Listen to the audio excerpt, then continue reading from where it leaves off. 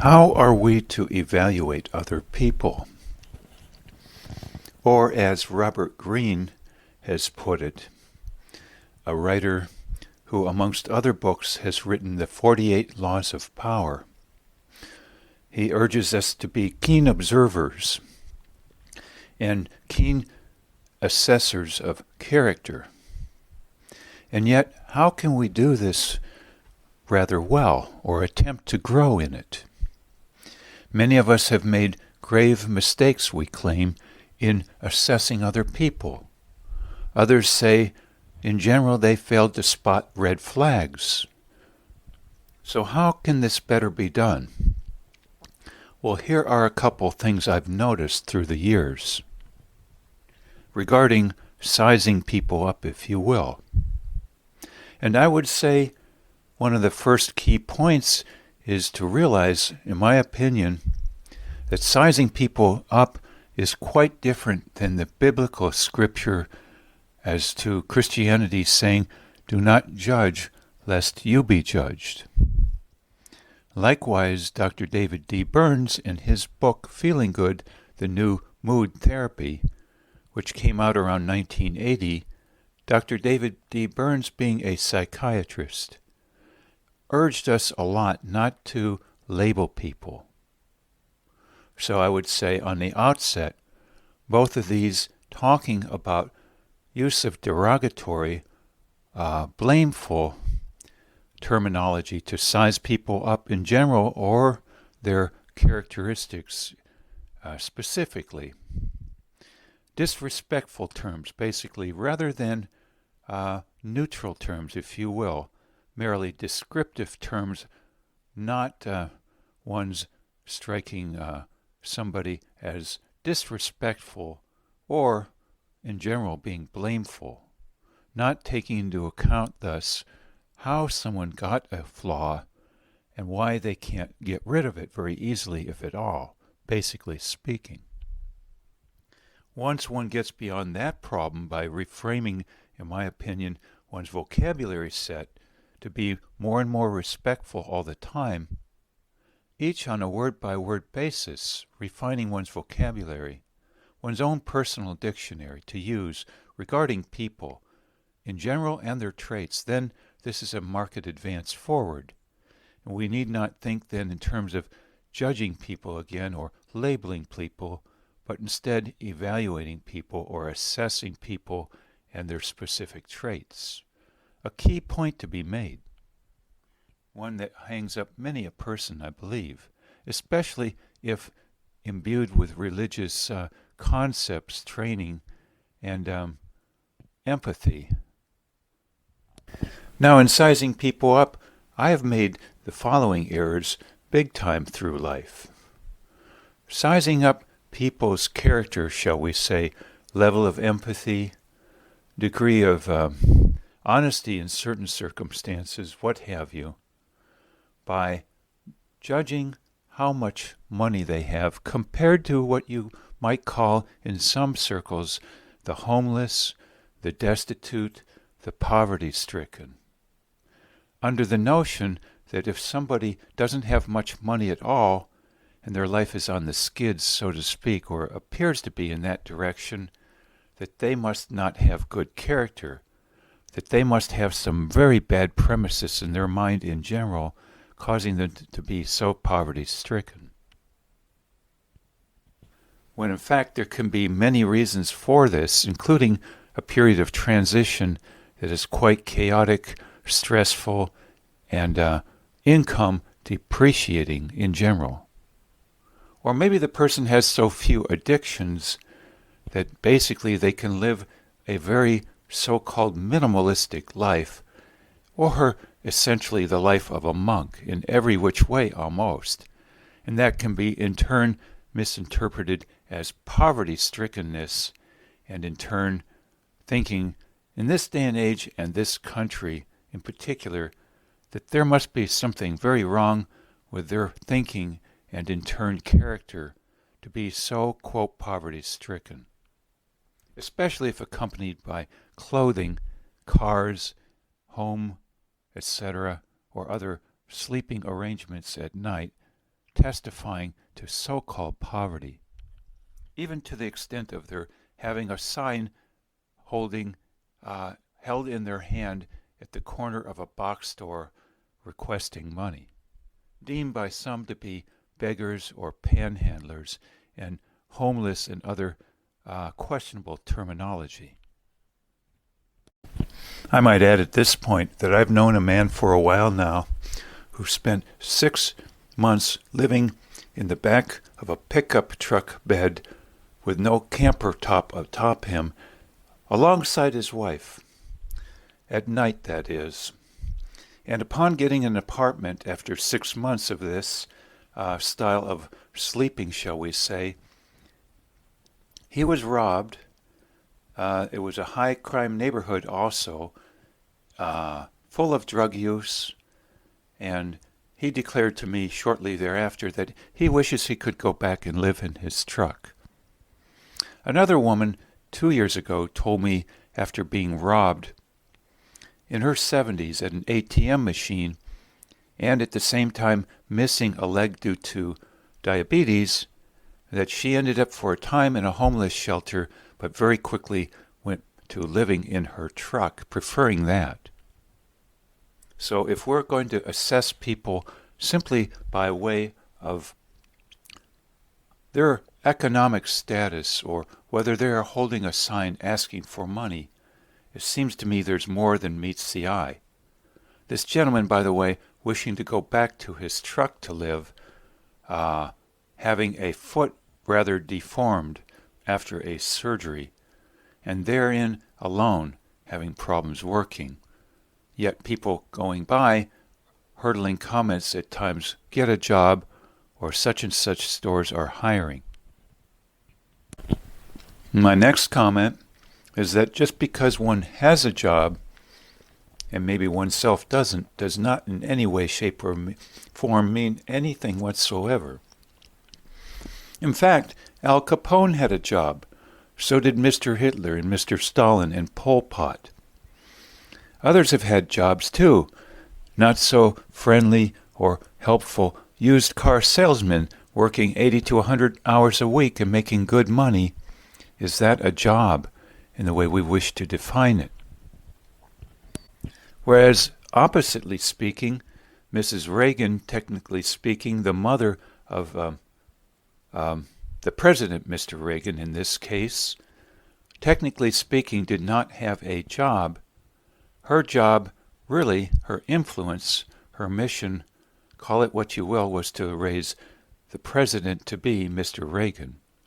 Yet if we assessed her to be a bum on the street or a slackard because she didn't have technically a job title, job training, college degree, etc., associated with such, then we would have made a grave error in estimating her character, her personality, her level of empathy too, I believe. Noting that she spent much time working with the church and in turn also leading Bible studies, Wednesdays, etc., and doing visitation work with various people who were ill physically. And she was a quasi-therapist for her son, Ronald Reagan, for Ronald Reagan's father had been struggling at times with alcohol overuse. Call it alcoholism, if you will.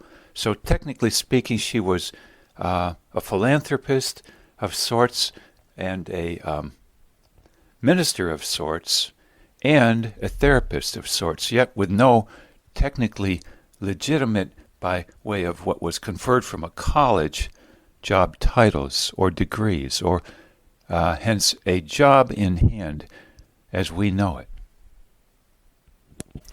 Next, if we assume that people who smile are kind, let us remember the clerks we have met in stores or restaurants who are magnificent at smiling, yet the minute our back is turned or they are done with their cash registering functions, the smile disappears. On the other hand, there are a number of Marines whom are deemed of great valor, courage, and service at times to our country and others in other countries who never ever smile. And some men are careful not to smile with women, lest it be interpreted as coming on to them. This, too, not an indicator, then, of bad character per se, for lack of so-called friendliness. Over-friendliness, lack of friendliness on superficial evaluative terms, by deeming how much they smile or how little, it can be really misleading, in my opinion. Next, if someone says they love you, or they care, or are in a helping profession, I would tend to be cautious. In fact, the more someone says they love you or care, or puts their arm around you, in today's world, to me, bears investigation of an internal questioning sort. Just like someone who conveys utter certainty instead of some doubt, or who conveys they have all the answers, or that they've arrived. They have supreme confidence, or they claim they are the leading expert in their field. To me, those are all sort of red flags. Many fall for this, some are more cautious.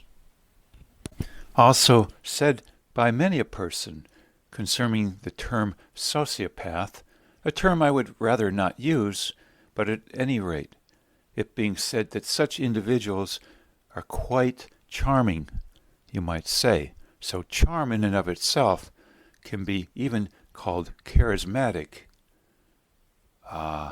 But that too of a bit of bearing investigation, I would say.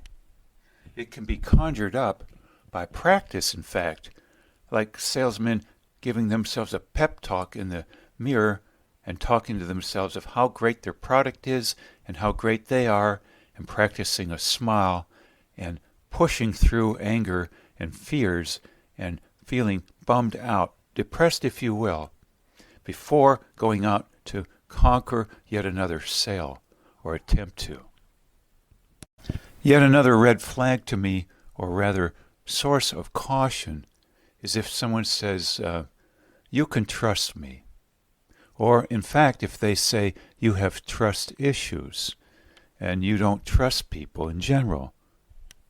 As if then you should trust everybody, equally, by the way, with no merit given as per how to sort the wheat from the chaff and how basically not to be taken.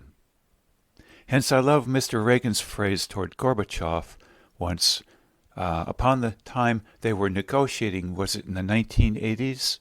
His saying, trust but verify. And he said it as part of his skill to issue quips, if you will, or humor in general.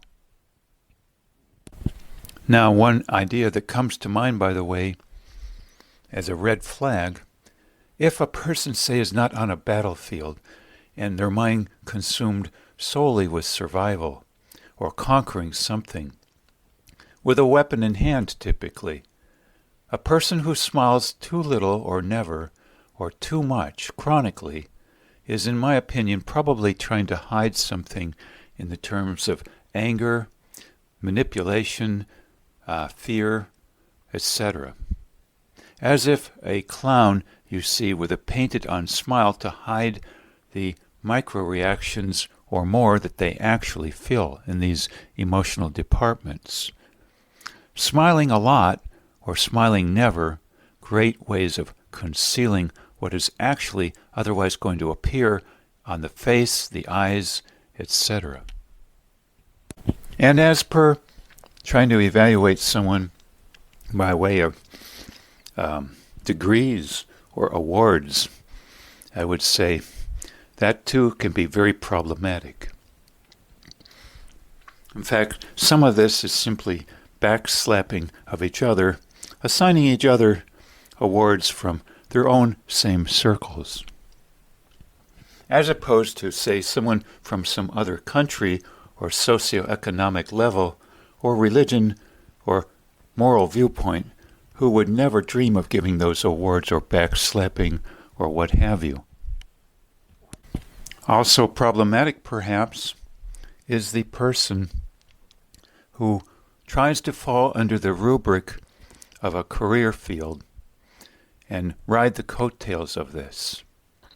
For instance, saying that they are the average doctor, or they are the average lawyer, or they are the average banker, or the average anything, by simply taking on the term doctor, lawyer, or even trained professional, as if all trained professionals are the same as per that terminology. When in fact some trained professionals, probably if known and exposed, could not even get a job as a dog catcher for the local town, on a volunteer basis, by the way. Yet with the job title of trained professional and certain career title like doctor, lawyer, or what have you, that alone lending respectability and non-discriminative investigation. The term alone not bearing any more investigation. In fact, 10 or 15 years ago, I went to see who was potentially going to be a new physician for me, and I commented that the previous physician I had seen was incompetent. Now, I could have used a much better word than that, and I would never use it today. But at any rate, she mentioned, well, that physician happens to work just down the street. I know that person, and if you can't trust physicians, I don't want you as a client. Upon which she went into a tirade and said she was going to tear up my paperwork and that I was never to come back again. So I was supposed to trust all doctors or evaluate all doctors equally because of the title doctor. Same, of course, going for titles like nursing home or Alzheimer's unit. The confusion, of course, partly being that some Alzheimer's units, or rather nursing homes especially, on the higher end aren't even what you call that, but spas or retreats or apartment complexes comprising several units, and your staff hand-picked, and the same for the physicians. And the pay level quite different, and the number of staff members per client or patient quite different also, as per the training. So even the rating scale 1 to 5 stars for a, quote, nursing home, belying the fact that some people in certain, quote, nursing homes, or rather care for their old age problems, ought moreover to have a rating of 50 stars or 100 stars, not 1 through 5 stars. That's quite disingenuous in certain ways, or can be interpreted quite the wrong way. How we term what we're getting serviced into and the number of stars can be quite different than the scaling and terminology handed to us. In fact, we know that from personal experience when we drive into a one-horse town, so to speak, or a decrepit neighborhood, and it says by the name on the street or town itself that it is seemingly some kind of Shangri-La. To cover up in certain circumstances what is otherwise a bunch of lipstick on something rather undesirable. Yet the name of the lipstick conveying something quite different. Finally, but not last, I would say, it can be quite problematic to assess character only in terms of someone being deemed to be of a certain religious sphere or faith versus not of any religion or not your favorite religion. Versus, of course, trying to discover also whether this religious person or church-attending person or service-attending person also has what you might call an orientation towards spirituality, not just formalities or a name tag that says I'm of a particular faith. what I call basically a Sunday religionist or name tag religionist. In other words, you might say, is this being used as a cover for emotions and actions, shall we say, that are very questionable, a facade? Some term this narcissistic religion, and a cover for something under the surface that we would rather not associate ourselves with or pay too much heed to. Hence, not everyone waving a scripture of their faith, call it a Bible if you will, trustworthy just because they have that in hand, and in turn claim that those of no religious persuasion or those with less confidence about their viewpoints are incapable of feeling what you call love, mastering a considerable degree of it, or some, or alternatively having great empathy and respect, if you will. Good capacity for relationships. So simply saying you are religious, and that says, in turn, you say that this is a necessary component of love, respect, what have you, to me can be quite problematic. These are the ways then I have seen people, including myself, go down the rabbit hole of evaluating personality, is particularly in terms of level of empathy, level of long-term capacity for friendship, upliftingness, and more, as opposed simply to the claims being made, both verbally, nonverbal communication, and more. One last point. If we try to evaluate someone on what I call a pen pal basis, what they used to be pen pals as per writing only. In other words, if we try to evaluate someone mainly with non-personal contact, face-to-face, where you see or don't see their face, their body language, their intonation, but you only see the printed word or you hear their voice, or you only see them on an occasional basis when they choose to, in other words, when they are at their best, not their worst, or when they happen to pop a pill to feel better, whether it's before seeing you or an upcoming job interview, rather than catching them off guard at any moment, that too can be quite misrepresentative as to how we perceive them. For many people who have questionable, call it character, may only emerge from their rabbit hole when they have optimal conditions for optimal image management to others. That including, by the way, showing themselves only in their favorite environments or being seen only in their isolatory home environments where they feel safe.